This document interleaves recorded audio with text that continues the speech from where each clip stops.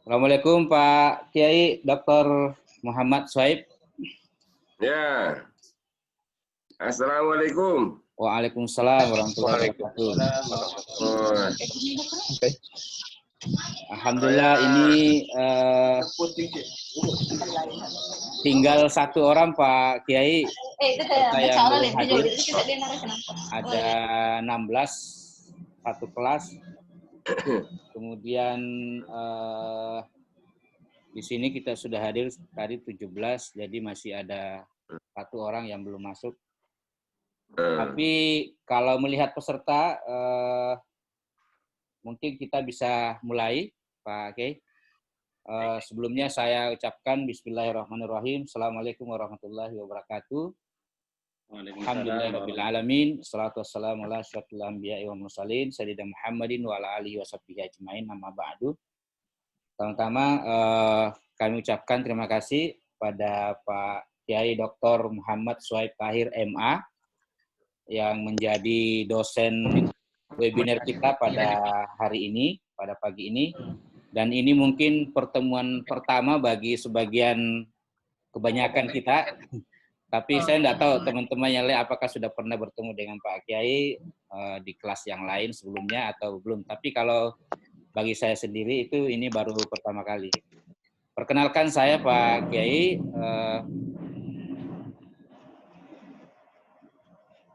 Masih ada ya beliau ya?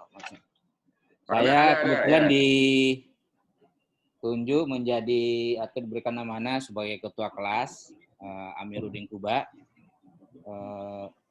Sementara ini pekerjaan sehari-hari di Kementerian Agama di Direktorat Pendidikan Tinggi Keagamaan Islam Lapangan Banten. Selanjutnya saya ingin sampaikan bahwa kelas ini kelas 3A atau sudah semester 3 Pak Kiai, dan ada 16 mahasiswa yang ada pada kelas ini. Nanti kemudian Pak Kiai bisa berkenalan langsung dengan mereka.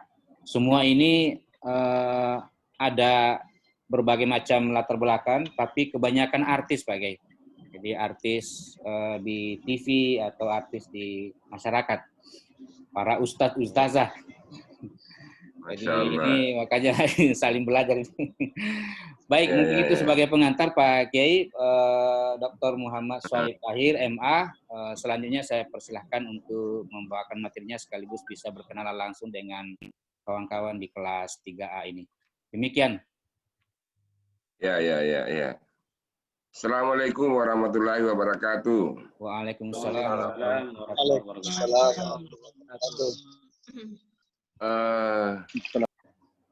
Kalau saya melihat wajah-wajahnya kayaknya udah ada beberapa yang pernah ketemu ya. Ada ini Irhas kalau saya tidak salah ini. Irhas udah pernah ketemu dengan Irhas ya. Pak Zen Mutakin ini udah pernah ya kayaknya ya. Ya. Inara juga pernah kayaknya ya. Hal begini, saya mohon maaf karena terlambat saya masuk karena begini. Saya baru tiba tadi jam 6 pagi dari Semarang ya.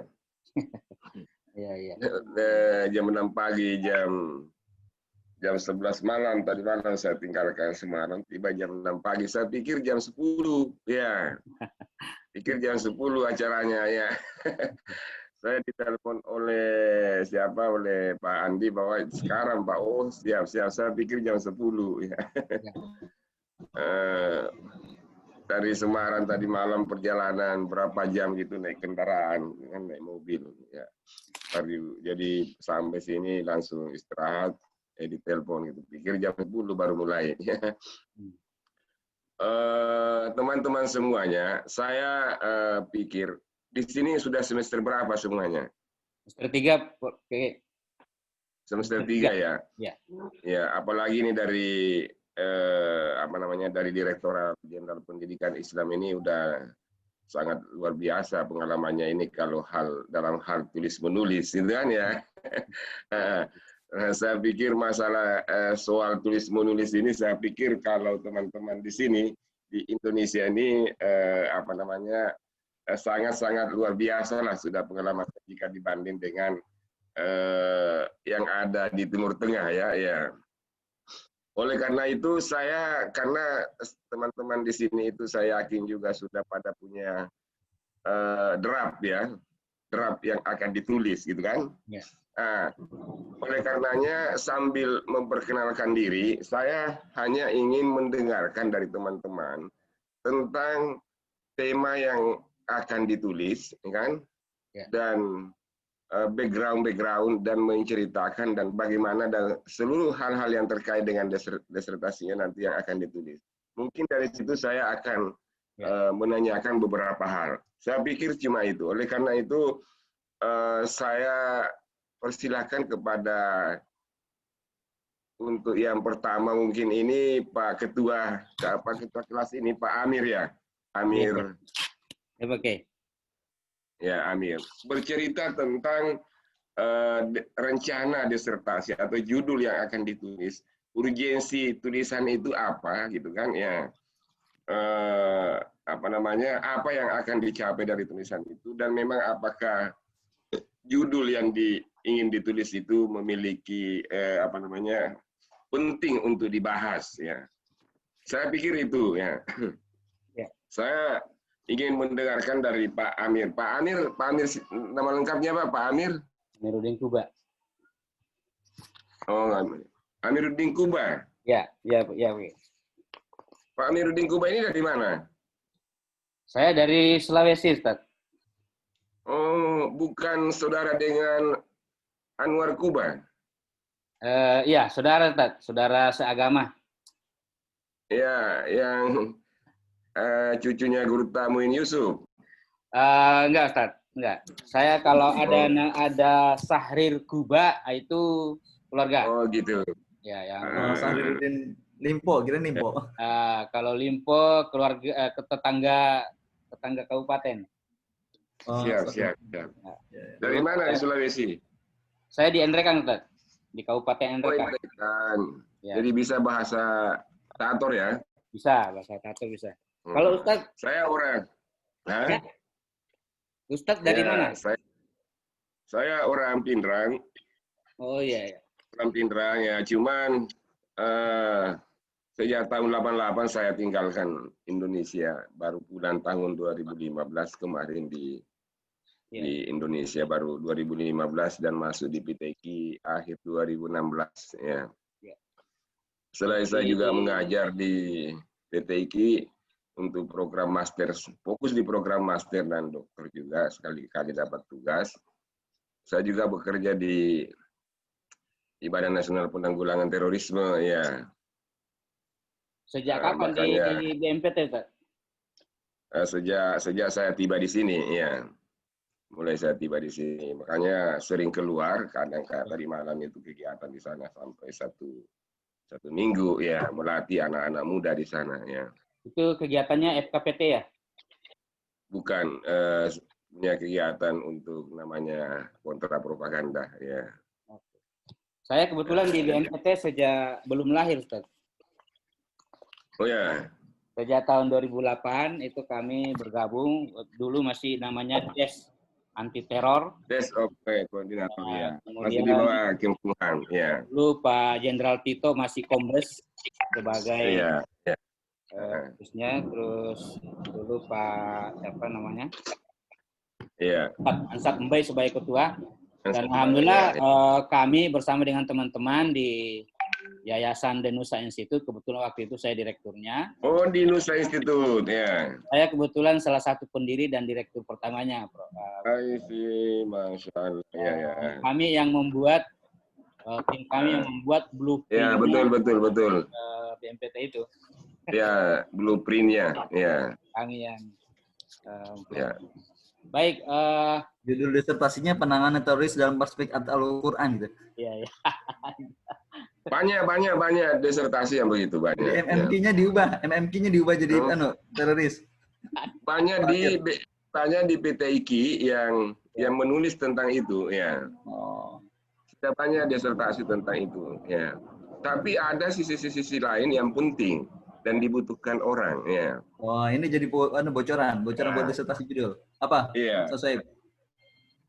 Bisa misalkan apa namanya counter naratif. Ya. Apa? Counter naratif. Ya. Ya. Counter naratifnya. Ya. Counter naratif itu adalah narasi alternatif. Ya. Narasi alternatif. Apa itu narasi alternatif? Bagaimana melakukan narasi alternatif dalam rangka mencegah paham-paham namanya istilahnya violent extremism, kan ya? Ya. Nah, ini orang membutuhkan konsep apa yang paling bagus dilakukan, gitu kan ya? Sampai sejauh ini belum banyak yang menulis tentang itu. Kita kalau misalkan namanya hit to hit, ya apa namanya, dengan narasi radikal, itu akan menimbulkan masalah, gitu kan? Akan menimbulkan masalah, gitu kan ya? Ketika kita berbicara tentang misalkan orang radikal mengatakan bahwa jihad itu wajib dalam perspektif dia, kan? Kemudian kita mengatakan bahwa jihad itu tidak wajib dalam perspektif kelompok radikal, itu akan menimbulkan pertikaian yang tak selesai, gitu kan ya. Nah, itu dibutuhkan narasi-narasi alternatif untuk melakukan namanya counter violent extremism. Itu yang penting itu, dan itu jarang sekali orang menulis tentang itu, kan ya. Dan kalau Anda menulis tentang itu, saya pikir sebuah sebuah karya yang bagus dan bisa menjadi referensi bukan saja LSM yang ada di Indonesia yang bergerak dalam counter naratif, gitu kan, tapi juga mungkin negara-negara lain yang membutuhkan itu seperti Malaysia, Brunei, Singapura dan lain-lainnya. Saya pikir itu salah satu ya. Kayaknya ada nanti di kelas ini mungkin yang nulis tuh. Barkun atau siapa gitu. Ya. Silakan Pak Amir ya. Ya. Baik, makasih Ustaz. Secara umum teman-teman di kelas ini seperti yang kami sudah diskusi bersama minggu lalu, memang yang paling progres itu yang paling tinggi baru lulus proposal, lulus judul Ustaz. Jadi belum ada yang menulis, belum ada yang lulus proposal, baru lulus judul. Betul. Jadi masih dalam kebingungan sekarang ini. Ya, masih ada yang istilahnya ada yang masih membayang-bayangkan, jadi membayang-bayang dan betul. Ya. Nah, kebetulan saya sudah ujian komprehensif dan sudah dinyatakan lulus. Tinggal proposal ini sedang mau revisi untuk dia. Judul saya model musyarakah mutanakisah atau yang dikenal dengan istilah MMQ dalam perspektif Al-Quran dan implementasinya pada pembiayaan rumah di Bank Syariah Indonesia. Jadi kebetulan background saya adalah ekonomi syariah. Dulu saya dosen di UIN Sunan Ampel Surabaya, kemudian pindah ke Jakarta tahun 2016, sehingga latar saya mengapa kemudian masalah ekonomi ini saya bahas. Waktu di Amerika saya selama kurang lebih 3 tahun, saya banyak bergelut dengan Islamic Home Finance. Kemudian saya melihat lebih banyak produk-produk misalnya di Amerika justru perumahan syariah. Nah, ini menjadi dulu sebetulnya saya mau mengkaji di Amerika tapi karena sangat jauh dan mungkin nanti sulit referensinya sehingga mengkondisikan dengan pekerjaan di Indonesia saat ini ya ambil di Indonesia. Jadi saya ingin membahas terkait dengan model KPR syariah di Indonesia dengan membandingkan nanti 2 bank yang sudah menggunakan atau mengaplikasikan model ini. Nah, model-model KPR itu di Indonesia itu atau di dunia itu sebetulnya secara umum ada 2, yaitu model yang ditawarkan oleh bank konvensional atau institusi lembaga konvensional, bank konvensional. Yang kedua adalah model yang dikembangkan oleh bank syariah atau Islamic institution. Tetapi di dalam model institusi keuangan syariah ini juga terdapat beberapa model. Sejauh ini ada 5 model yang saya dapatkan, misalnya model murabahah yang selama ini banyak dikenal di Indonesia maupun di beberapa negara lain, di Malaysia, Timur Tengah. Kemudian ada model ijarah, wal ikna, di Amerika juga ada, di Malaysia juga ada. Kemudian ada model, kalau BBA tadi itu sama dengan murabahah, ada model lain. Kemudian model yang saya bahas ini adalah MMQ-nya. Jadi model MMQ itu adalah model di mana dua belah pihak, yaitu mitra dan bank itu sama-sama memiliki keterlibatan dalam modal awal.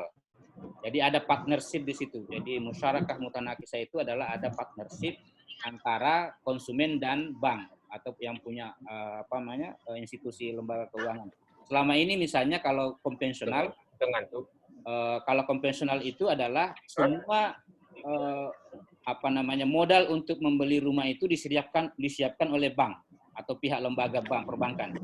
Nah, seperti juga di syariah, di model-model lain seperti murabahah, itu semua biaya itu disiapkan oleh bank atau modal. Tinggal nanti kita cicil secara flat atau secara fix selama sekian tahun sesuai dengan kesepakatan.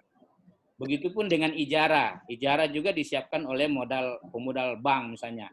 Begitupun dengan yang lain. Nah, kalau model MMQ ini, di samping bank punya modal, ada keikutsertaan modal juga yang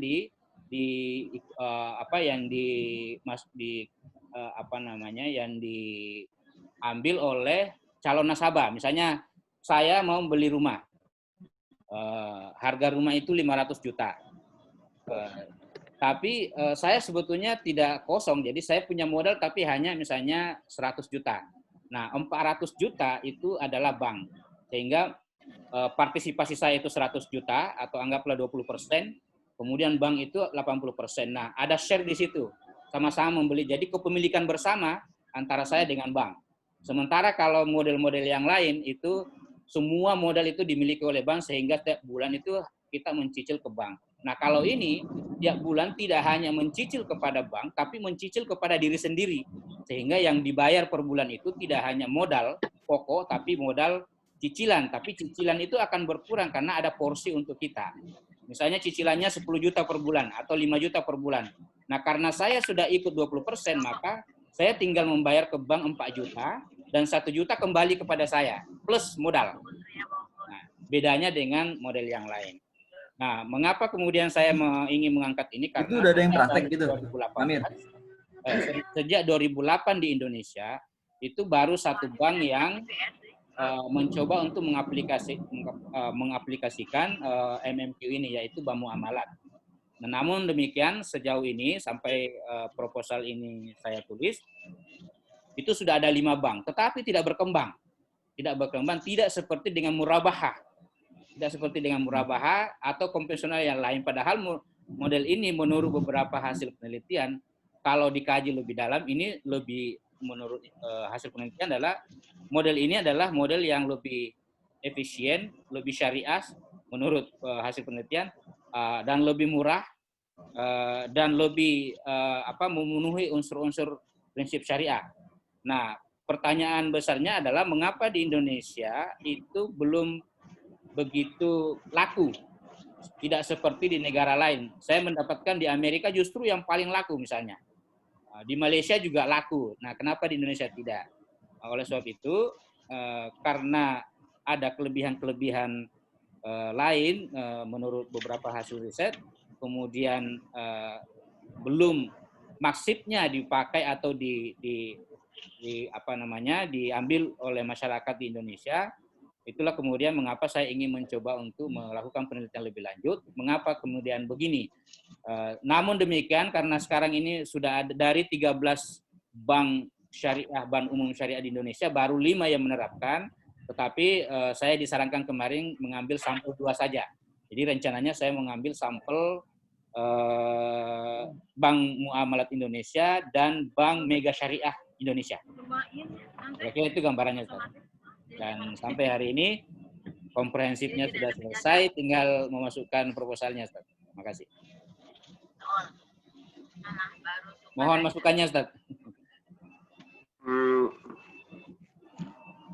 Teman-teman sini santai aja ya, silahkan minum kopi kalau ada yang mau minum kopi ya. Ya, ya mau minum silahkan, mau minum teh tidak apa-apa ya. Saya juga akan baru ini. Saya cuma ingin tanya Pak Amir. Ya. Pak Amir, saya cuma ingin tanya. Ya. Selama ini ada kesan bahwa pelaksanaan bank syariah itu di Indonesia itu hanya nama. Itu benar nggak itu? Ada benarnya, ada tidaknya. Iya.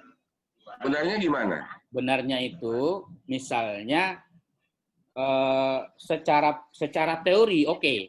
Secara teori oke. Misalnya kalau ekonomi syariah itu harus memenuhi prinsip-prinsip sekian. Itu secara teori oke. Tetapi prakteknya di lapangan itu kadang-kadang mengikuti ritme konvensional. Nah itu, Betul, misalnya yang selama ini ini termasuk juga kritikan untuk disertasi saya ini, misalnya model murabaha, pembiayaan rumah dengan menggunakan akad murabaha. Akad murabaha itu kan harusnya memang dalam prinsip-prinsip ekonomi syariah itu harus adil, harus tidak judi dan sebagainya. Nah, yang dikoreksi oleh orang sekarang itu adalah ternyata model murabaha itu dianggap sebagai fotokopi dari konvensional. Mengapa? Pertama, karena kalau secara hasil ternyata kadang-kadang pembiayaan murabaha itu jauh lebih tinggi ketimbang bank konvensional, jauh lebih mahal kalau dihitung-hitung pada akhirnya, jauh lebih mahal.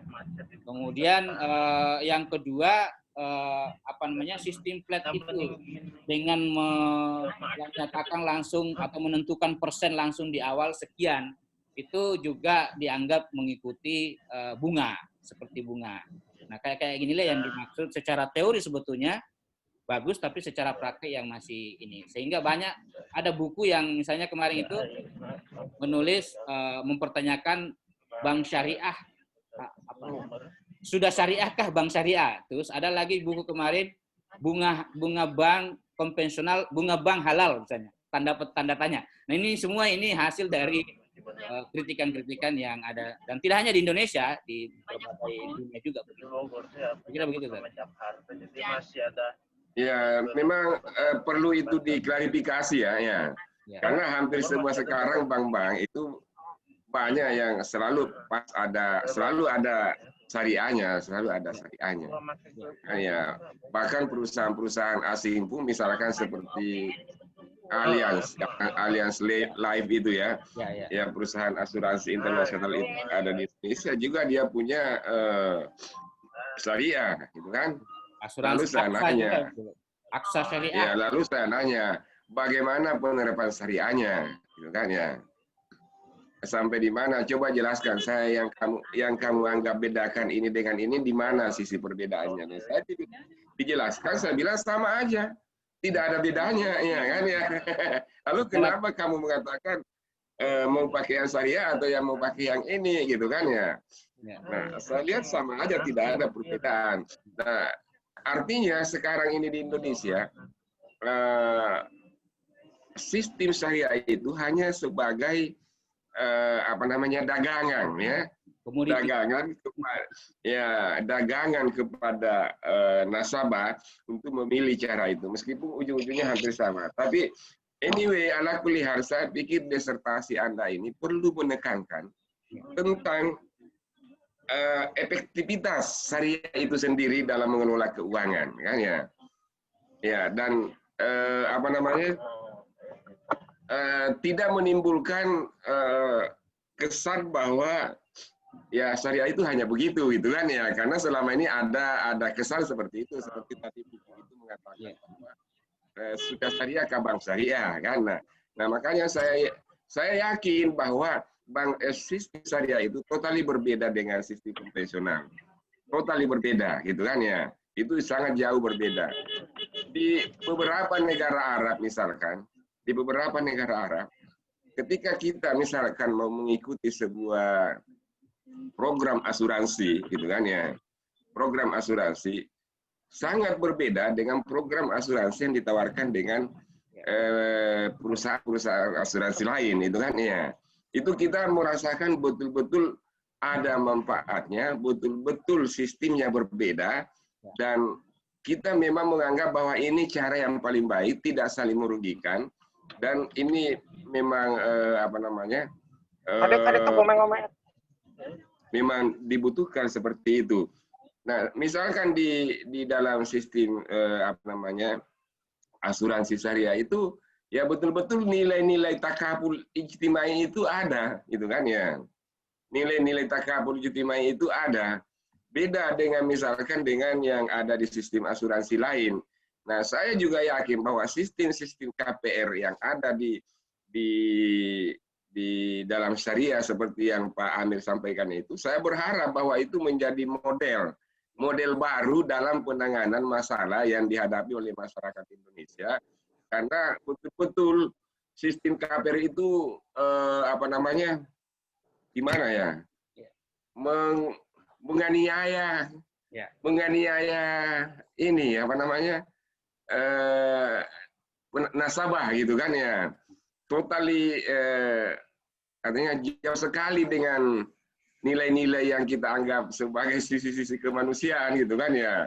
Masa misalkan rumah yang harganya nilainya cuma 300, kemudian dalam tempo berapa tahun sudah berapa kali lipat itu nilainya kan ya. Itu kalau saya beli rumah, misalkan beli rumah ini 300 juta, saya beli rumah hari ini cash, kemudian 10 tahun yang saya akan jual, paling tinggi naiknya mungkin kalau di daerah ini dia 500 gitu kan ya, atau 400 gitu kan. Tapi kalau kita menggunakan KPR, itu nilai pada akhirnya itu sampai mendekati 1 M gitu kan ya. Itu penambahan nilai yang begitu tinggi, dan itu sangat tidak sesuai dengan terlalu kapitalis gitu ya, terlalu kapitalis gitu kan. Nah, makanya urgensi urgensi penawaran konsep-konsep syariah ini memang sangat penting sekali gitu kan ya. Penting sekali teman-teman ini ngajukan. Cuma bagaimana menunjukkan tentang efektivitas gitu kan, bahwa betul konsep murabahah musyarakah al-munafasah itu betul-betul merupakan konsep Islam, dan itu dijamin gitu kan ya, bahwa win-win, tidak ada yang rugi. Cuma pertanyaan saya, Mas Amir, contoh dua bank yang Anda contohkan itu yang nanti Anda ambil sampel ya, Bank Muamalah ya. Bank Muamalah. Pertanyaan saya, apakah Bank Muamalah sekarang itu gimana kondisinya? Kondisi keuangannya. Pertama, pertanyaannya adalah mengapa saya memilih dua bank ini misalnya. Pertama, Bank Muamalat. Bank Muamalat itu adalah bank pertama yang menerapkan konsep ini di Indonesia sejak 2008 sampai sekarang, dan beliau dan bank ini yang menjadi pionir untuk bank-bank lain. Yang kedua, mengapa Bank Mega Syariah? Bank Mega Syariah karena bank ini adalah termasuk bank umum syariah yang pemiliknya murni pribumi. Jadi saya ingin melihat, kalau Bank Muamalah itu kan punyanya Malaysia itu, walaupun sebetulnya sebagian pesahamnya itu juga dari lain, tapi mayoritas Malaysia. Tapi kalau pribumi ini punyanya Pak Hairul Tanjung, itu pribumi asli, sehingga ini mewakili dua pemilik ini. Itu alasan antara lain kenapa kemudian saya mengambil dua bank ini. Kondisi keuangannya gimana memang? Kalau Muamalah bagus, dan selama ini saya lihat dari beberapa penelitian, kalau terkait dengan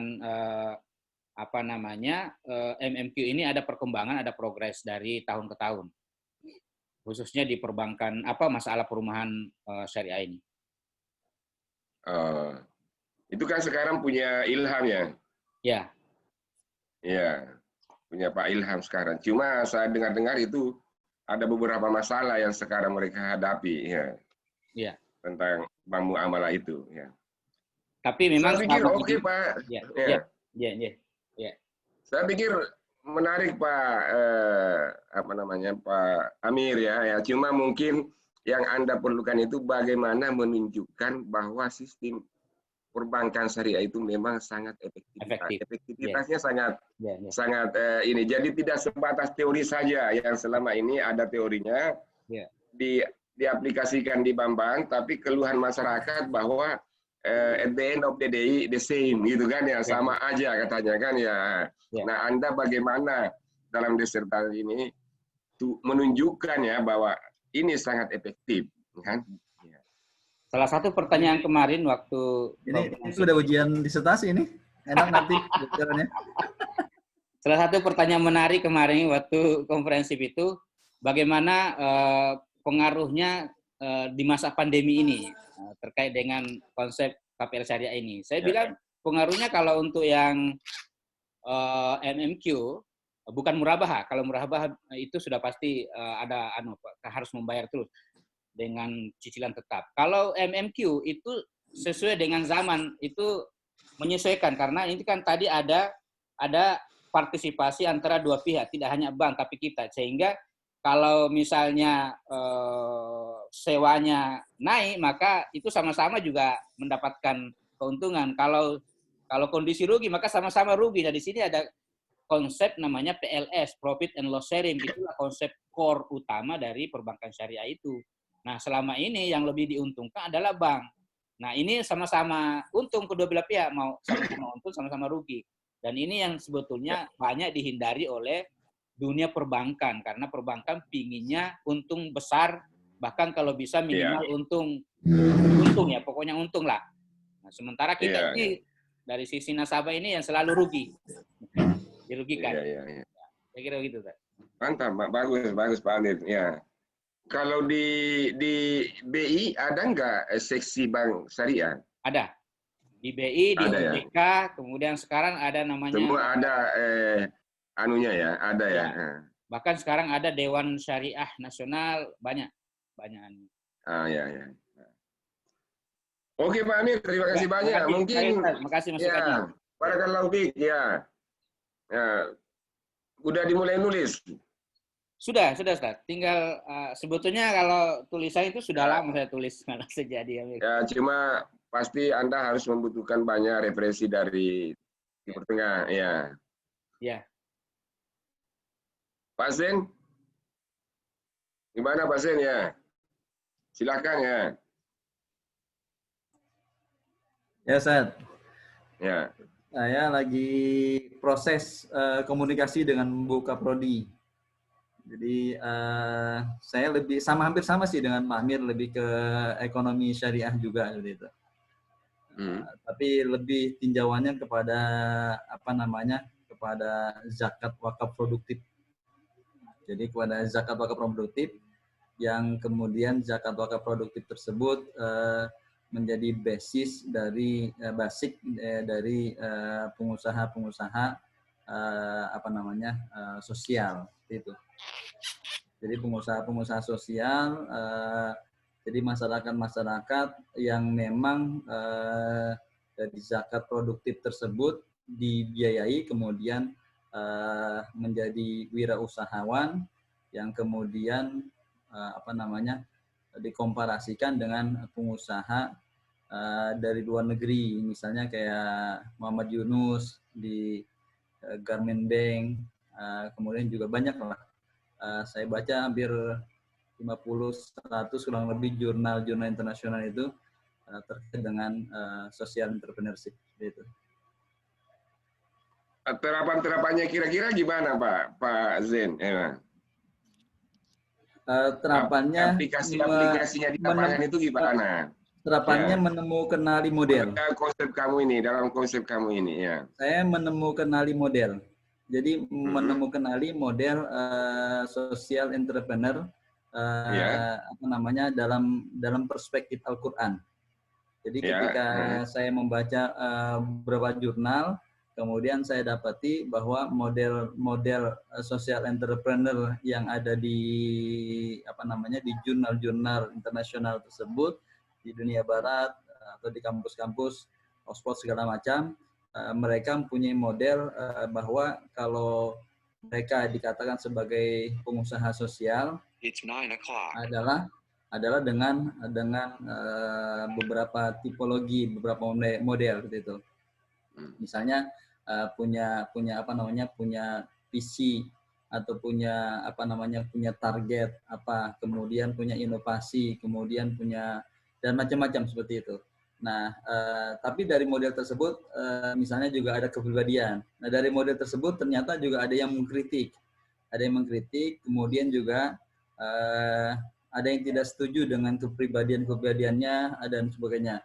Nah, kemudian juga ada yang memasukkan unsur-unsur yang lainnya. Akhirnya kemudian saya formulasikan, saya menemukan sesuatu yang berbeda gitu. Dari model tersebut ada model-model yang mungkin bisa cocok kaitannya dengan nilai keislaman, tapi ada juga yang tidak cocok, yang kemudian yang cocok ini kemudian saya perkuat dan kemudian saya carikan sisi induktif barangkali ya. Saya menggunakan metodologi induktif dan deduktif dari tafsir Maudhu'inya. Jadi ketika tidak ada, maka pakai deduktif. Tapi ketika ada dalilnya di Al-Quran, saya pakai deduktif seperti itu. Artinya bahwa modelnya model yang baru, tapi ketika ada juga mungkin kita elaborasikan dari model yang lama, sehingga kemudian kita padukan tafsir Maudhu'inya.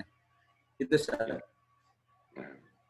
Kalau Pak Zain, gimana kamu melihat sistem penerapan zakat sekarang di Indonesia ini? Zakat itu bagian zakat itu bagian dari pengelolaannya. Zakat itu sebenarnya bagian permodalannya. Jadi pengusaha sosial itu dalam konteks keindonesiaan yang Islam ya. Jadi pengusaha sosial itu kan banyak sekali di Indonesia, baik bantuan-bantuan dari Menteri UKM dan segala macam seperti itu, dan saya tidak menyinggung ke sana ya bagi pemerintah. Tapi saya lebih kepada menyinggung yang dibiayai dari Qardul Hasan, kemudian juga musyarakah, kemudian zakat produktif sama wakaf produktif seperti itu. Nah, zakat produktif dan wakaf produktif kita mendapati beberapa kasus yang memang misalnya masyarakat tadinya tidak mampu, baik dibantu oleh Basnas maupun Dompet Duafa, kemudian mengembangkan usaha ternak ikan, kemudian juga kambing, yang awalnya mereka mustahik kemudian menjadi muzaki seperti itu. Artinya bahkan memberdayakan yang lainnya. Nah, ini artinya mereka secara kegiatan adalah kegiatan pengusaha yang peduli kepada sosial. Tapi mengkonsepkan, merumuskan modelnya ini kan harus ada modelnya. Apa kok bisa jadi dikatakan pengusaha sosial? Modelnya itu rumusannya apa? Nah, itu mungkin yang saya buatkan model pengusaha sosialnya seperti itu. Bagus ya. Kalau di Sudan itu sistem pengolahan zakat itu menurut saya itu menarik sekali ya, dan betul-betul wujud pengelolaan zakat itu dirasakan oleh masyarakat dan semua yang ada di sekitar. Saya berharap juga di Indonesia pengelolaan zakat itu seperti itu, gitu kan ya. Artinya betul-betul dirasakan masyarakat itu keberadaan dewan-dewan zakat itu atau lasis-lasis itu ya. Karena kalau di beberapa negara Arab, khususnya di Sudan itu nampak sekali proyek-proyek dewan zakat itu yang memberikan banyak kontribusi kepada masyarakat itu kan ya, dalam segala hal ya, pendidikan, sosial, dan lain sebagainya. Di Malaysia juga begitu kan ya. Di Malaysia juga begitu. Jadi pengelolaan zakat itu betul-betul dirasakan masyarakat itu kan ya. Banyak orang yang bisa sampai doktor dia belajar biaya dari dewan zakat itu gitu kan ya. Kalau di Mesir wakaf, Ustaz. Ya. Kalau di Mesir di wakaf ya, wakaf atau zakat dewannya itu terkait. Kalau Mesir kan dewan wakaf ya.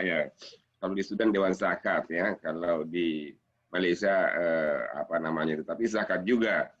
Nah, saya berharap juga di Indonesia bisa seperti itu. Artinya dirasakan betul masyarakat itu tentang bagaimana manfaat pengelolaan zakat itu secara profesional ya. Nah, kalau kamu melihat selama ini gimana, Pak Zain? Apakah sudah optimal atau masih jauh dari harapan? Ya.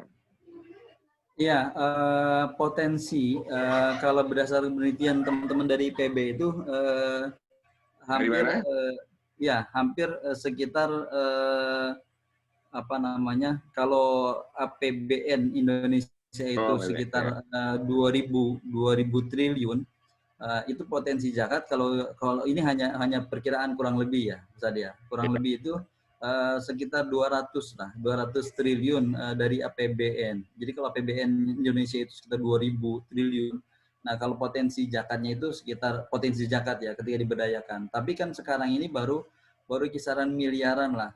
Ada 10 lembaga zakat yang mengumpulkan, misalnya kayak NU, itu 10 lembaga zakat yang terbesar yang mengumpulkan zakat, data di Basnas. Nah, itu NU itu sekitar 560 miliar gitu. Kemudian di bawahnya lagi itu ada dompet apa segala macam. Artinya kita terus nyambung lah teman-teman lembaga-lembaga zakat di bawah kendali Basnas ya. Ketika memang punya potensi yang baik, sesungguhnya luar biasa untuk pemberdayaan masyarakat gitu kan. Dan saya mendapati dampak kajian dampak dari zakat dan wakaf produktif itu sebenarnya sangat membantu pemerintah gitu. Jadi ketika zakat wakaf bukan hanya untuk konsumsi, tapi kemudian juga untuk produksi masyarakat atau menjadikan masyarakat produktif, itu sesungguhnya sangat baik. Nah, ini kan perlu juga didukung oleh pemerintah gitu. Jadi Pemda atau juga pusat yang digalakkan, misalnya usulan dari Basnas adanya zakat profesi misalnya.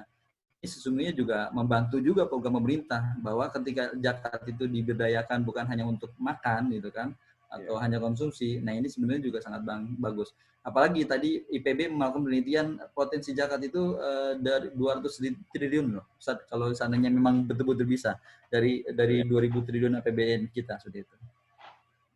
Yang penting nggak dijadikan setelah duitnya banyak dipakai bangun infrastruktur.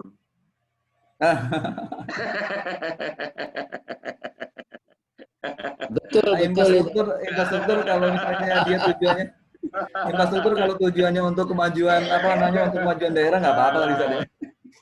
Dana haji juga dipakai lagi kan. Pak Sarkasi, gimana Pak Sarkasi? Makasih banyak Pak Zain ya. Menarik ya. Pak Sarkasi. Pak Sarkasi silakan ya. Waduh, saya belum, Prof. Yang lain dulu. Kenapa? Yang lain dulu, saya belum. Pak Ahmad ya. Pak Ahmad. Ya.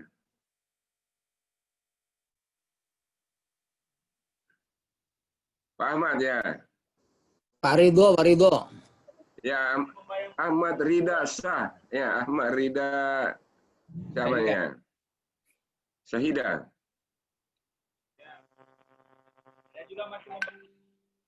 Suaranya nggak kedengaran, Ustaz Ridho. Suaranya. Ya. Suaranya nggak kedengaran.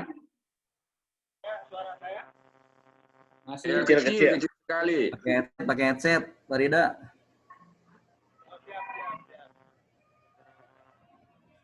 Jauh di Kalimantan masalahnya. Sekarang suara saya ada? Ada, ya.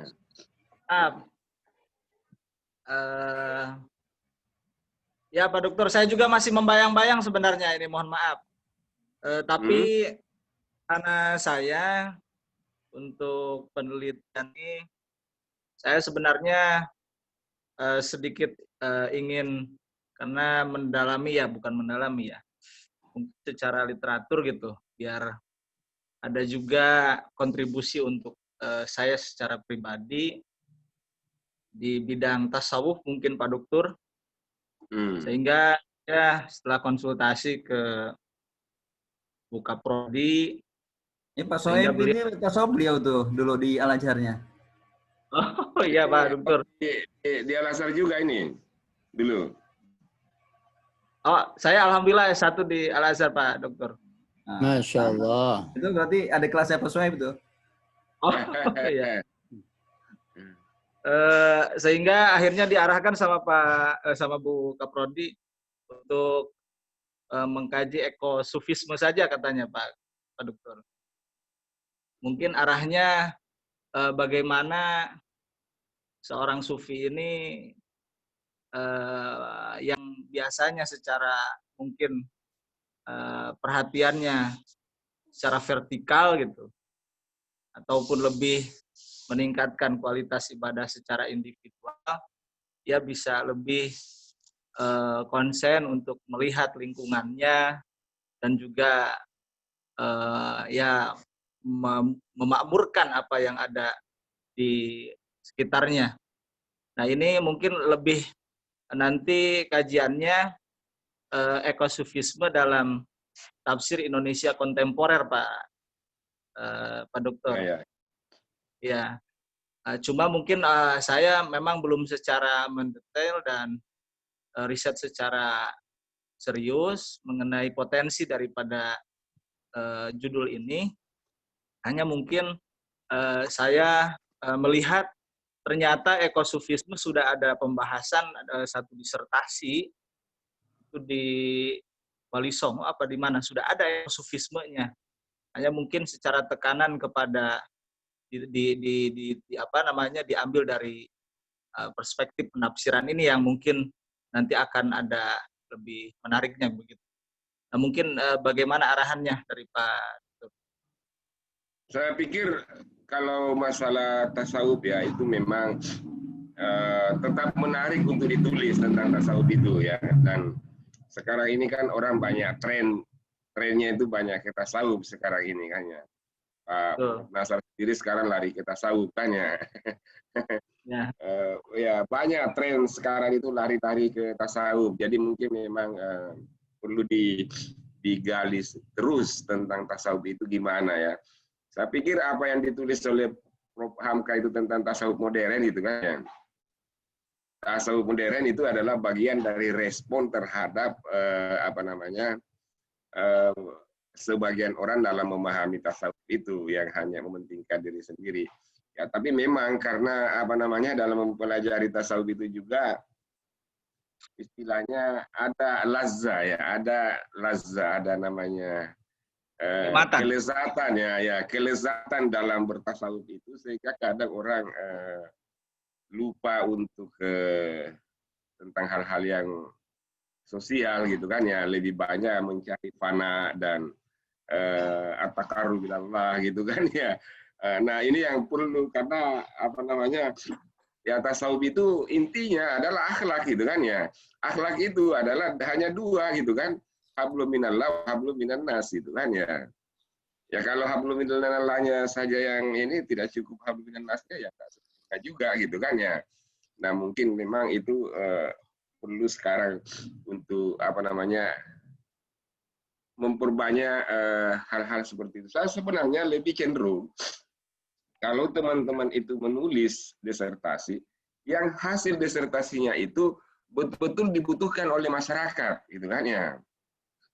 Betul-betul. Jadi kalau saya setiap kali menguji, kalau disertasi itu saya bilang sebaiknya risalah Anda ini, disertasi Anda ini dibukukan, gitu kan ya, kan? Supaya tidak numpuk di perpustakaan gitu, kan ya. Tidak numpuk di perpustakaan jadi aja gitu kan, tapi disertasi itu baiknya hasilnya itu dibukukan kemudian disebar ke masyarakat supaya orang mendapatkan manfaat dari situ kan ya.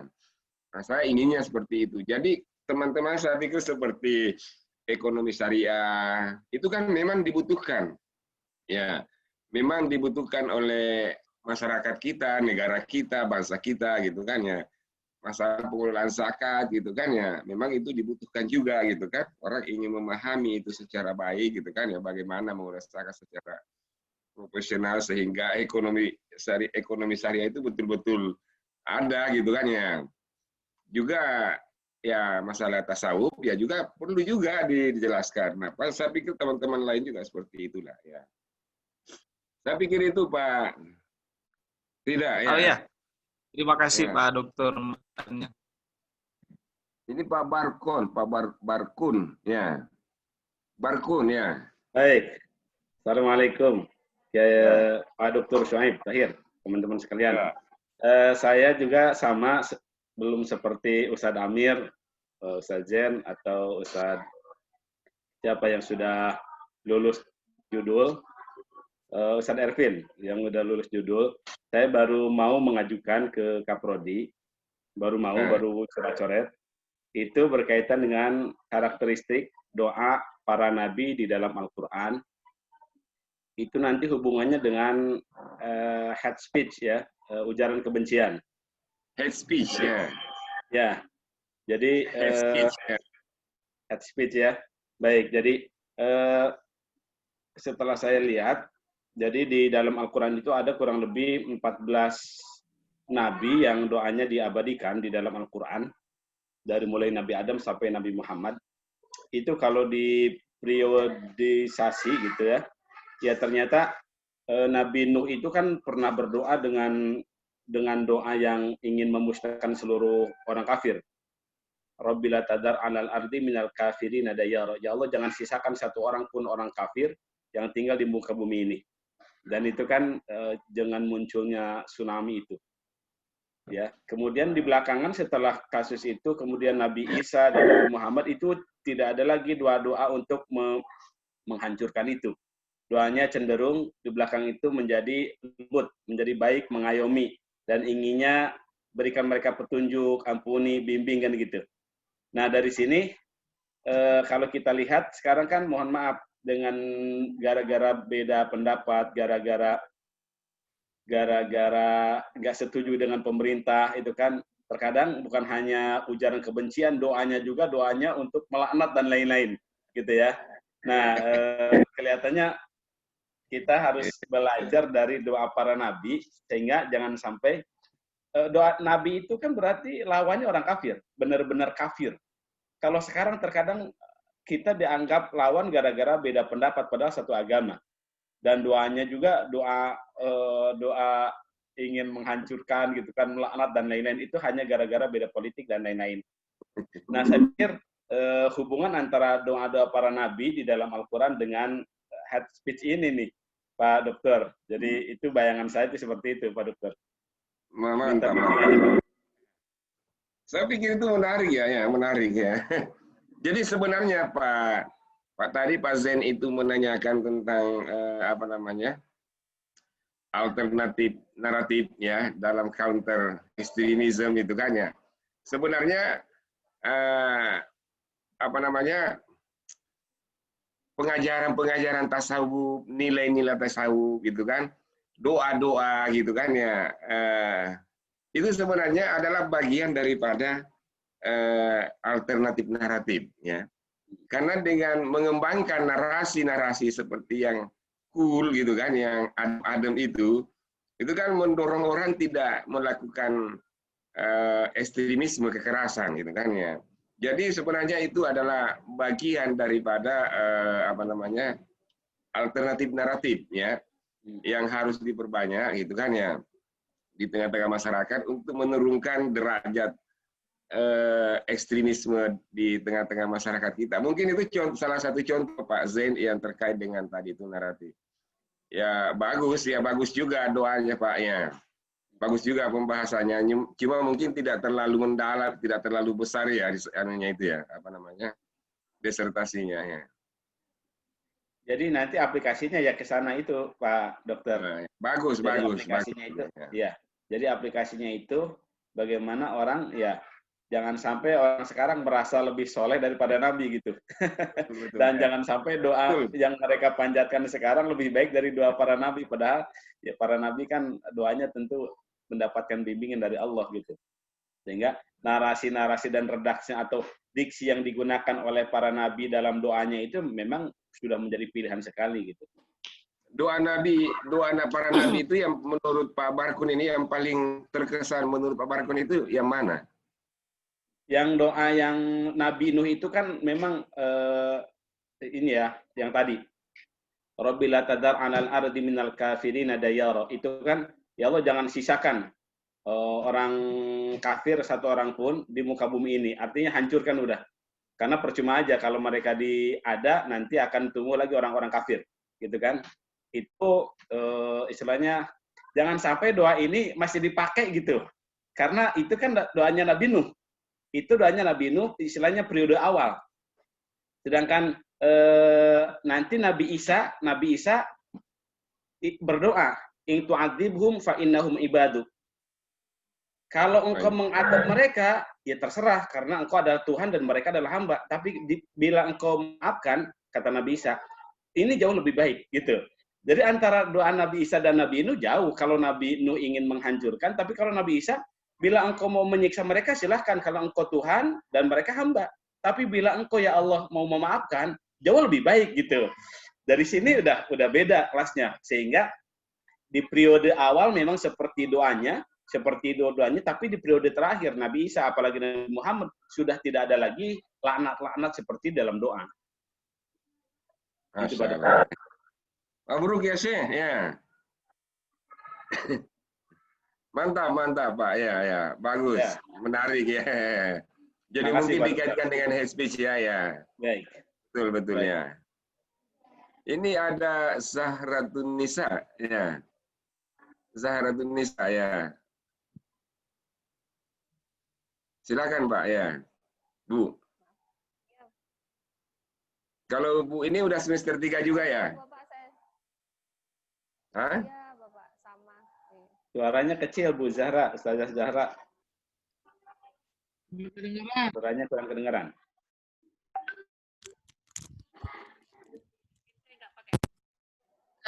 Sudah terdengar? Udah jelas. Ya, udah kedengaran dengan baik ya. Ya, nggak pakai. Bapak saya belum ini juga sih, belum, masih seperti Pak Barkun juga. Tapi Pak Barkun masih ini ya, udah ngasih ya, saya belum sama sekali. Kalau apa ya, yang masih di benak saya, yang masih lebih bertahan ya ini Bapak. Saya melihat itu tadi fenomena tren agnotis sama ateisnya di kalangan muda gitu. Dan ini pengaruhnya dari pemikiran-pemikiran yang ya namanya sekarang ini kan informasi begitu cepatnya ya. Kemudian pemikiran-pemikiran filsafat-filsafat yang ngepop pun udah banyak digulirkan. Kemudian ditambah lagi dengan gaya beberapa tokoh gitu yang menurut anak muda itu menarik. Jadi ini padahal misalnya tokoh itu tuh sebenarnya tidak mengedepankan, maksudnya tidak pernah menawarkan sisi ateisnya dia itu. Tapi orang tahu dia itu ateis gitu. Dan anak-anak muda itu mengagumi misalnya kecerdasannya atau apanya. Jadi satu paket gitu. Jadi kekerenan dia itu satu paket dengan antara cerdas dan ateis itu adalah bagian dari kecerdasan gitu. Sampai ada yang berpikir bahwa kalau nggak setuju dengan Marxisme itu bodoh gitu. Nggak main dengan Marxisme itu bodoh gitu. Nggak keren lah. Intinya begitu. Nah, saya tertarik untuk mengkaji ini dari sisi komunikasi jadi segi psikologi komunikasinya tokoh ini kepada anak-anak muda itu gitu. Bagaimana secara psikologi itu masuk ke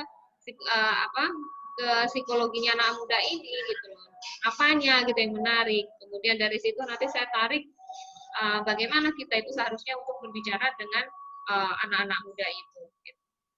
Kita itu replacing atau healing pemikiran yang gantungnya anak muda itu. Jadi istilahnya ya how to heal agnosticism with communication gitu, with psychology communication gitu. Kira-kira seperti itu Bapak, karena saya belum merancang banyak. Ya, cuma mungkin cuma saya ya. Silakan ya. Saya agak masih bertanda tanya itu metodologinya, Bapak. Karena kan sepertinya saya harus masuk ke grup-grup mereka itu semisal wawancara gitu. Jadi ada lapangannya juga kan gitu. Jadi metodologinya bagaimana itu yang sebaiknya begitu. Misalnya kan untuk wawancara anak-anak muda itu metodologinya mixed method berarti. Kita harus masuk grupnya. Ini saya belum nyambung, Pak. Jadi bagaimana itu metodologinya? Belum nyambung. Ya. Belum nyambung, Mbak. Inti, artinya masalah apa yang Mbak akan bahas itu, ya? Belum begitu nyambung saya, ya. Mungkin permasalahannya Mbak Zahro. Saya permasalahannya apa yang jadi masalahnya itu apa di mana? Iya. Masalahnya itu yang jadi masalahnya. Anak muda ini kan mempunyai suaranya. Ya. Dia kan suaranya kecil ya. Suaranya. Lagi ya. Ya. Jadi anak-anak muda itu memiliki kecenderungan pada pemikiran itu tadi kiri, pemikiran kiri, anti Tuhan gitu. Entah itu anti Tuhan yang seperti ateis atau tidak mau tahu tentang Tuhan seperti agnostis gitu kan. Nah, itu pertanyaan besar saya adalah bagaimana kita itu berbicara dengan mereka gitu loh. Bagaimana kita itu mempengaruhi seperti mereka itu dipengaruhi, psikologi mereka itu dipengaruhi oleh tokoh-tokoh dan pemikiran-pemikiran seperti itu gitu. Kita itu gimana replace tokoh-tokoh itu gitu. Ya. Paham maksudnya ya. Iya. Nah, saya pikir ini pola komunikasi itu di sini menentukan ya. Kan? Pola komunikasi itu pembahasan tentang pola komunikasi itu ada beberapa jenis pola komunikasi itu mungkin itu yang perlu diungkap, kan? Khususnya pola komunikasi di lingkungan milenial, kan? Iya. Ya, karena kalau anak-anak milenial itu, anak-anak milenial itu untuk didoktrin seperti hanya kita dulu didoktrin oleh orang tua kita itu sudah tidak mungkin, kan? Semua udah punya jalan sendiri ya.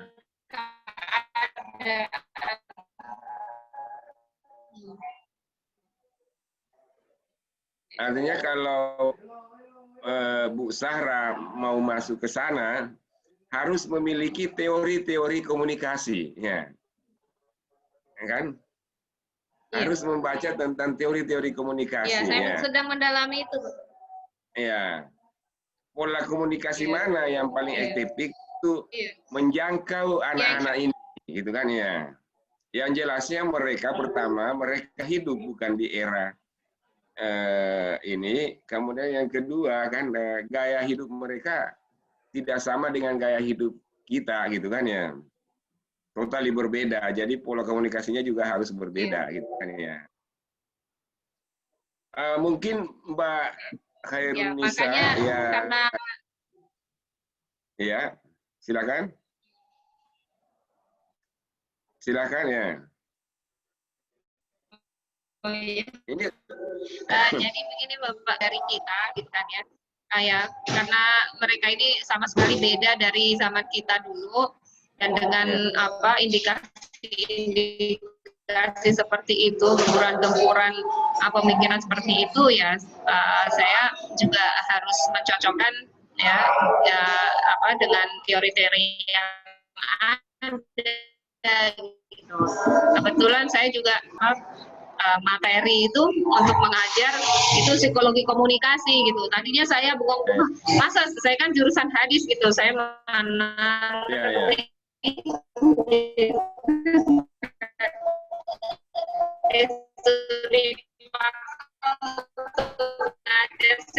psikologi komunikasi dengan yang ada gitu, mencari itu di sini Sangga. Tentunya saya percaya bukan hanya dari situ, tapi psikologi budaya, dari sosial budaya seperti itu ya harus betul-betul ini. Tapi saya lebih ini ke psikologinya gitu. Oke, ya. Menarik Mbak. Ya. Saya Ya, berharap terima bisa kasih. menemukan teori-teori itu ya, ya. Perlu itu, ya. Ini si Ya, insya Allah. Terima kasih. namanya Said Muhammad, ya.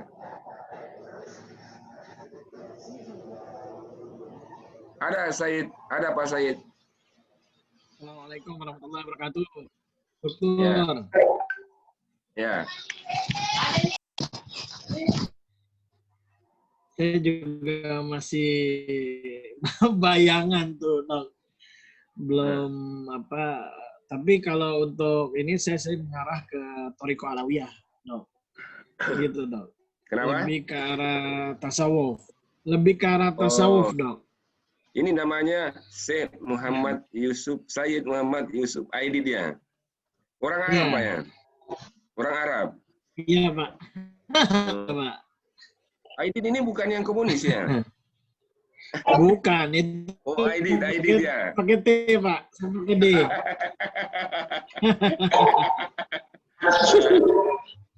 Zuriyah Rasul. Ya, ini yang dicari-cari si Hairunisa ini ya. ID itu ya. Bapak kok tahu, Pak? Saya yang nyari-nyari saya, Pak. Oh, ya. Oke, Pak Said ya. Iya, saya mau mengambil sebenarnya lebih ke arah Thariqah Alawiyah ya, Dok. Tapi Thariqah Alawiyah. Ya. Thariqah Alawiyah juga merupakan thariqah saya. Lebih kepada Imam. Masuk nggak Jatman? Enggak, Dok. Enggak. Maksudnya Mutabarah thariqahnya. Mutabarah, masuk Jatman ya? Iya, masuk. Oke, ya. Cuman memang ada tafsir yang ditemukan oleh Habib Zain dan Sumit sekarang. Jadi tafsir Ba'alawi gitu. Jadi lebih ke arah prophetic intelligence dalam Thariqah Alawiyah perspektif Al-Quran gitu. Lebih ke arah situ, Dok. Jadi dilihat ajaran Thariqah Alawiyah itu menunjukkan kecerdasan Nabi Muhammad SAW. Mungkin di dalam muamalah kali di sini. Saya masih bingung sih, masih bayang-bayang, Dok. Belum. Ya, pokoknya apa namanya? Yang penting kamu menguasai sanad guru-gurunya itu ya. Oh, iya, Dok. Iya. Sanad guru-gurunya kamu punya tarikat itu kan ya. Ya, akurat betul ya. Jangan sampai ada yang terputus. Lagi mengumpulkan marajid. Ya, cari betul itu sanad mursyid kamu itu kan ya.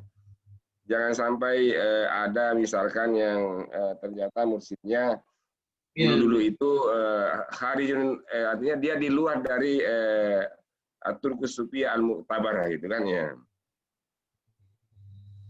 Ataukah dia cabang-cabang dari Tariqah Turkul Al-Mawjudah, atau dia adalah bagian dari kayak misalkan Naqsabandiyah kan banyak cabang-cabangnya kan ya.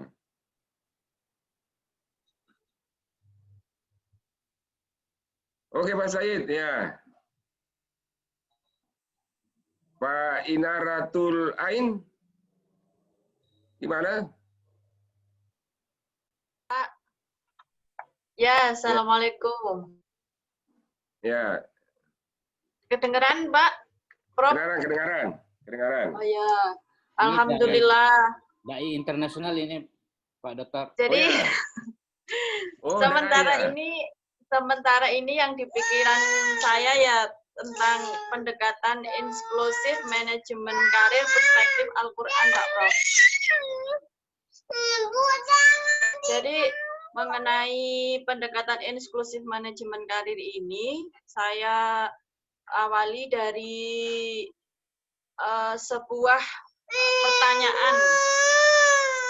pertanyaan mengenai teori antroposentris dan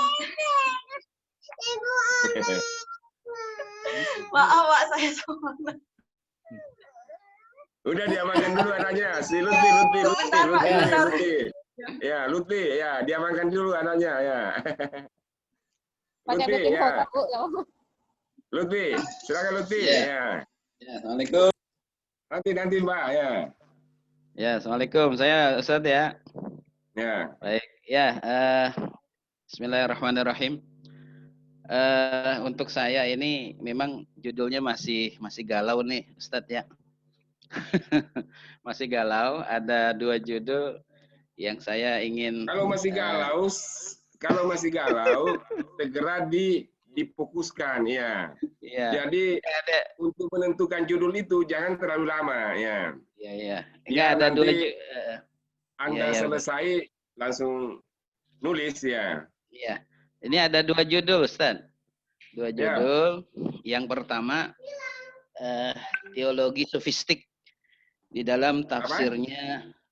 Teologi sofistik. Oke, ya. Abdur Rauf As-Singkili di dalam tafsirnya Tarjuman Mustafid. Itu yang pertama. Kemudian yang kedua, metode tafsir tarbawi dalam fase dan tahap pendidikan anak dalam perspektif Al-Quran. Jadi ini ada 2 judul, tapi yang kemarin yang masuk ke Bu Rian itu judul yang pertama, Ustaz. Gitu. Nah, kira-kira menurut Ustaz yang relevan untuk yang sekarang yang mana nih Ustaz, yang menarik Kalau gitu saya sih ya? lebih cenderungnya itu yang tarbiyah itu ya. Gitu ya. Jadi metode tafsir tarbawi dalam fase dan tahap pendidikan anak dalam perspektif Al-Quran gitu ya. Itu ya Ustaz ya? Iya. Nah, yang kemarin. Tapi nggak tahu Ibu Rian, karena Ibu Rian yang menentukan kan ya. Iya. Jadi Ibu Rian itu lebih kepada murni tafsir gitu ya. Jadi kalau yang pertama itu kan murni tafsir. Jadi kajian saya mengenai tafsir Tarjuman Mustafid karya Abdur Rauf As-Singkili. Yang saya ingin kaji itu adalah pemikiran teologi sofistik beliau gitu. Karena beliau ini bukan hanya seorang mufti pada saat itu, tapi beliau juga seorang sufi.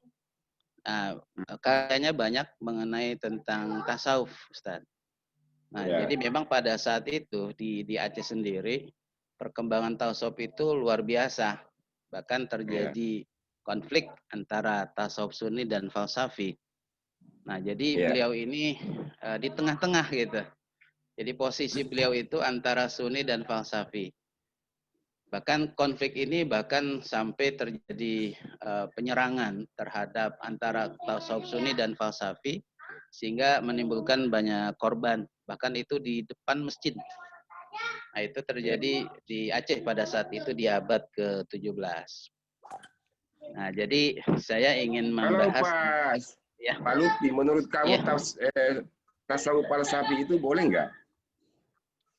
Ya, saya kira boleh-boleh saja Ustadz ya, karena yang namanya tasawuf itu kan semuanya itu tujuannya taqarrub ilallah.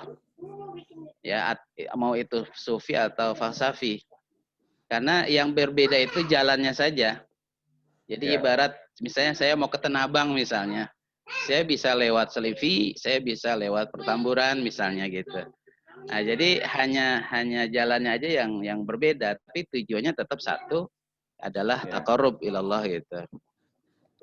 Kalau perlu nanti di dalam disertasinya itu marahil tasawuf itu bagaimana disebutkan itu ya. Iya. Ciri khas tentang tasawuf Sunni itu yang mana ya. Dan ciri khas tentang tasawuf falsafi itu yang bagaimana kan? Dan tokoh-tokohnya siapa gitu kan ya. Tokoh-tokohnya siapa, tasawuf falsafi, tokoh-tokohnya tasawuf Sunni itu siapa gitu kan ya. Manahijnya juga kan ya. Itu perlu karena orang banyak tidak bisa membedakan antara tasawuf falsafi dengan tasawuf Sunni atau tasawuf akhlaki gitu kan ya. Ya, banyak masyarakat kecuali memang yang terjun kan, yang terjun dalam dunia tasawuf gitu kan ya. Iya. Ya, tapi kalau untuk sekarang ini lebih cenderung kepada tasawuf akhlaki malah. Kalau yang sekarang ya. Jadi tapi saya lihat di pengajian-pengajian juga di YouTube itu banyak tasawuf falsafi ya. Oh, udah. Kalau misalkan Apa yang dijalankan oleh MH Ainun Najib itu menurut kamu tahu apa itu? MH Ainun. Ya, Cak Nun. Cak Nun. Ya, lebih cenderung kepada ya falsafi sebenarnya dia gitu ya. Karena di sana ada manunggal kaula gustinya gitu atau wahdatul wujudnya, kelihatannya seperti itu. Iya. Kalau Buya siapa itu Buya? Ya, Hamka. Bukan, ada satu itu Buya. Oh, Buya Sahrur ya. Nah, ya kalau banyak. beliau ya kalau beliau kelihatannya ke Sunni itu. Sunni ya. Banyak pengikutnya ya. Banyak banget sekarang. Banyak di video itu saya lihat ya. Ya, itu dari Indramayu beliau, Pak. Iya betul ya. Banyak pengikutnya. Saya punya banyak buku-buku tasawuf karena saya juga termasuk banyak membaca tentang tasawuf. Iya. Sekarang ini saya mengadakan pengajian kitab Al-Luma ya. Kitab Al-Luma Nasr As-Sarraj itu ya setiap hari Kamis malam ya.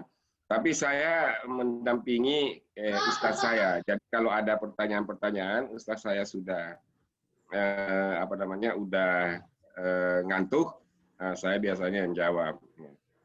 Gitu. Nah, kita baca kitab Al-Luma ya. Al-Luma ya. Ya, Nasr As-Sarraj dan nanti kami akan membaca Kashful Mahjub ya. Ya, Al-Huwaijiri ya. Oke Pak Lutfi ya. Ya, saya kira itu aja. Mudah-mudahan sukses ya. Insyaallah mudah-mudahan amin. Siapa namanya si Irhas ya. Irhas, mana kamu Irhas? Ya, terima kasih Ustaz. Ya. Ini Irhas ini banyak juga pikiran-pikiran majunya ini ya.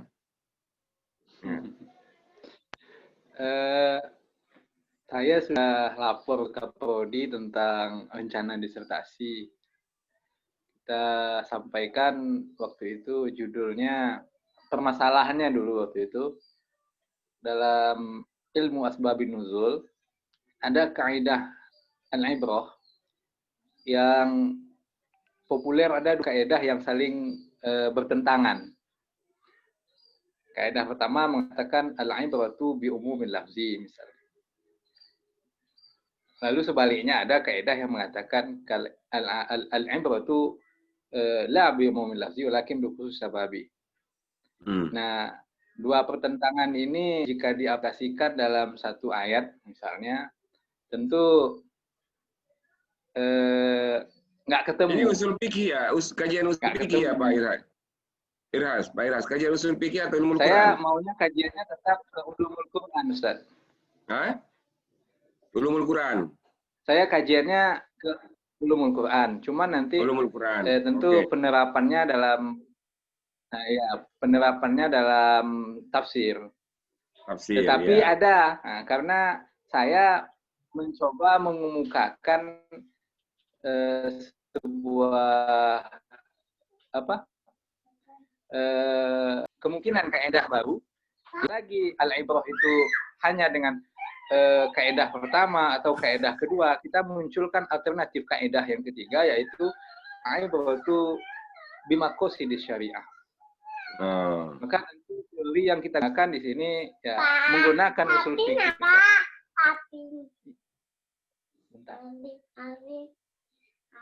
Kaidah yang kita gunakan karena menggunakan maqasidus syariah, tentu menggunakan teori maqasidus syariah yang berlaku di usul fikih juga nantinya begitu.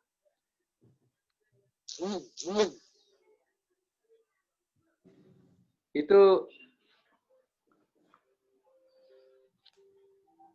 kira-kira ya Ustaz? Kira-kira Pak Irhas, kira-kira apakah tidak akan menemukan kendala ya dalam penulisan nanti itu kalau misalkan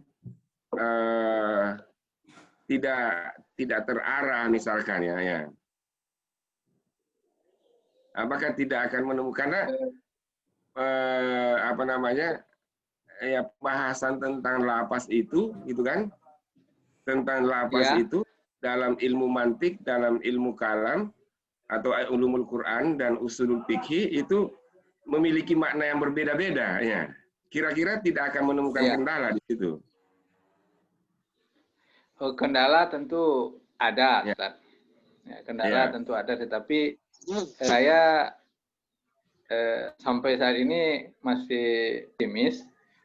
Kendala-kendala yang seperti itu besar kemungkinan tentu nanti dengan bimbingan juga dari dosen akan ada solusi, ada penyelesaiannya, karena memang dasar basic keilmuan kita kan ulumul Quran.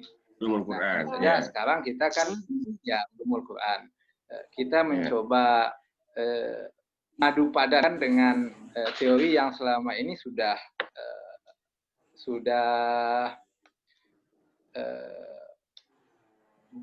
biasa berlaku di dalam usul fikih, yaitu teori tentang maqasid syariah. Nah, bagaimana kita menerapkan maqasid syariah ini? Kita gunakan teori maqasid syariah, memahami ayat-ayat yang ada riwayat sababun nuzulnya. Nah, yang saya belum pastikan kaitannya dengan dalam hal apa nanti saya akan menerapkan kaidah ini. Iya, betul. Lalu ada usulan misalnya dalam hal terorisme misalnya, untuk menyelesaikan, karena kini kita mengkaji ini tentu ada relevansinya dengan persoalan-persoalan yang kita temukan hari ini. Nah, kalau kaitannya dengan terorisme nanti tentu Ustaz akan bisa juga memberikan masukan begitu kan, karena konsennya di bidang itu Pak Suhaib Tahir kan. Bisa itu misal, atau persoalan kepemimpinan misalnya, yang selalu setiap masa pemilu kada, setiap pemilu legislatif, setiap kejadian orang gembar-gembor masalah kepemimpinan wanita misalnya. Atau persoalan apa yang lain dalam persoalan kita hidup hari ini yang kita harus carikan solusinya berbasis Al-Quran, tetapi yang kita temukan misalnya kaitannya dengan sababun nuzul, yang kita temukan ada riwayat yang berbicara tentang itu. Nah, lalu bagaimana kita menyelesaikan ayat ini berbasis asbabun nuzulnya, kita bawakan ke dalam persoalan-persoalan kita hari ini menggunakan antaranya teori yang kita sebut dalam usul fikih itu maqasidus syariah.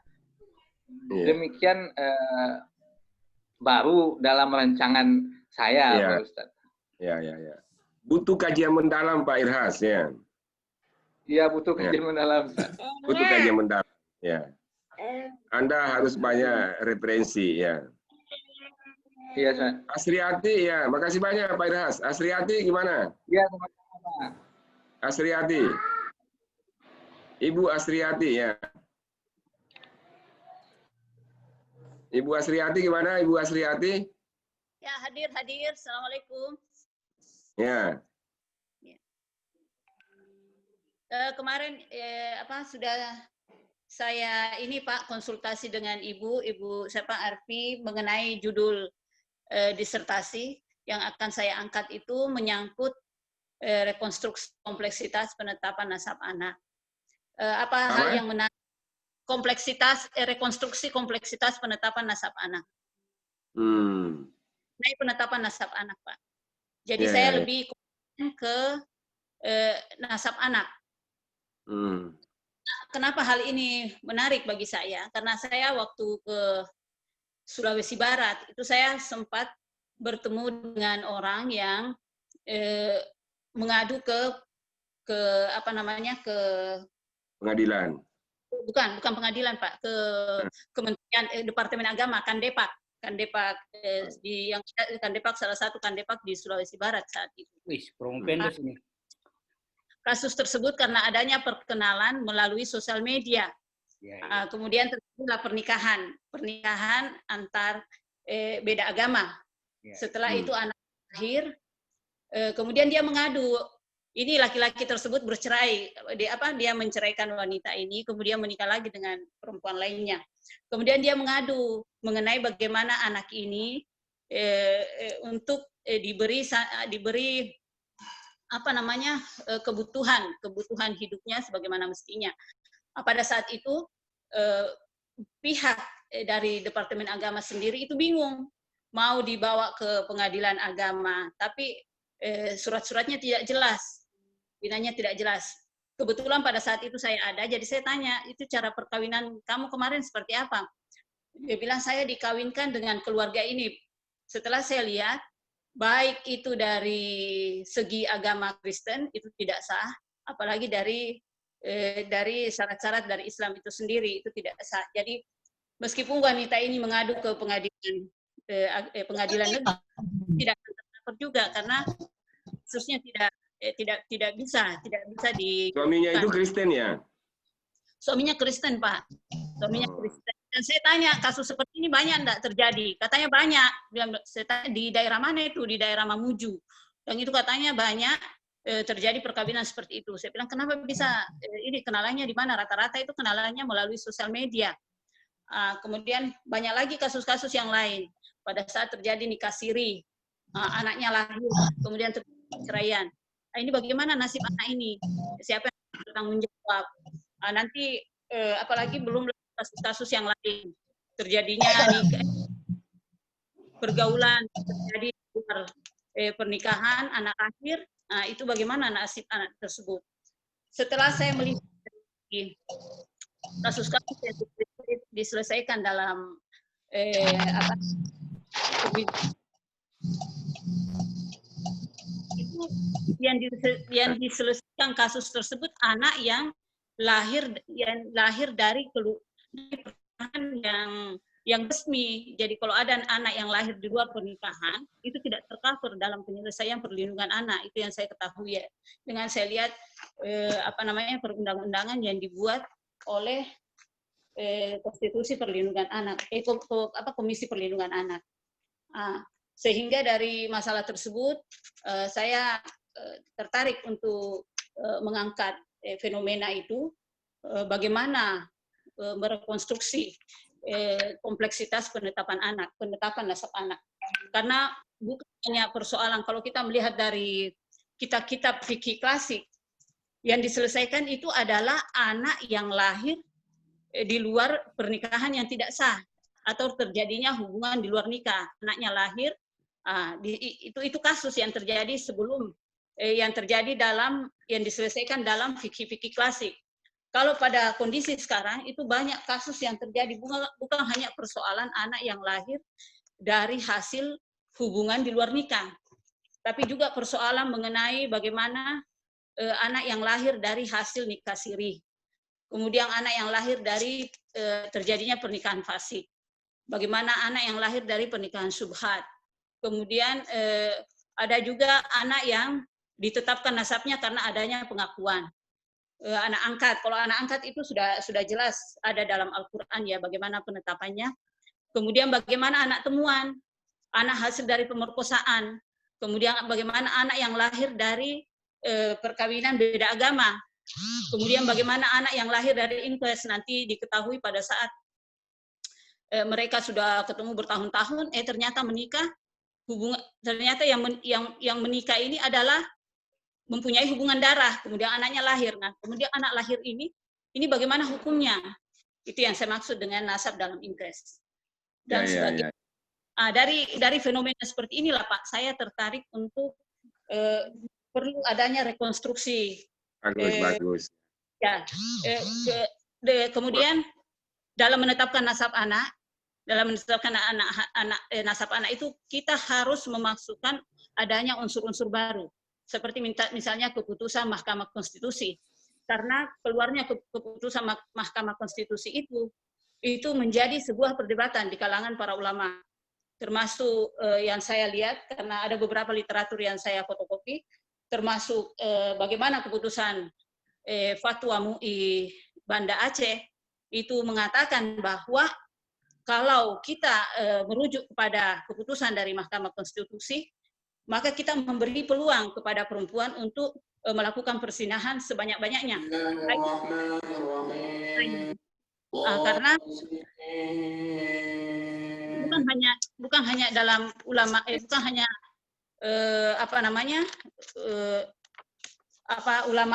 sebagian ulama berpendapat seperti itu, bahwa kalau Mahkamah Konstitusi itu diperlakukan, maka perzinahan itu memberi peluang sebesar-besarnya. Cuma hal yang menarik bagi saya, kok ada statement yang mengatakan bahwa memberi peluang kepada perempuan untuk melakukan zina. Nah, ini yang menjadi tanda tanya buat saya, kenapa dalam hal-hal seperti ini, itu perempuan yang selalu dijadikan sebagai objek terhadap suatu kasus. Terus setelah anak itu lahir, maka yang ditetapkan dialihkan nasabnya itu kepada perempuan. Maka perempuan yang harus bertanggung jawab, kemudian keluarga perempuan yang harus memberi nafkah terhadap anak tersebut. Kalau perempuan itu memang keluarganya materinya bagus, ya mungkin tidak ada masalah. Tapi kalau materinya juga pas-pasan, kemudian laki-laki ini misalnya dia ke wilayah lain, menikah lagi, terjadi lagi kasus yang sama, kalau laki-laki ini mempunyai materi yang banyak, mungkin enggak, dia bebas untuk melakukan itu. Cuma yang kasihan kan perempuan dan anak tersebut. Di sini ada ketimpangan, saya lihat ketimpangan dari segi. Kemudian yang kedua, perlu adanya melibatkan teknologi yang akurat, seperti misalnya tes DNA. Mungkin kalau pada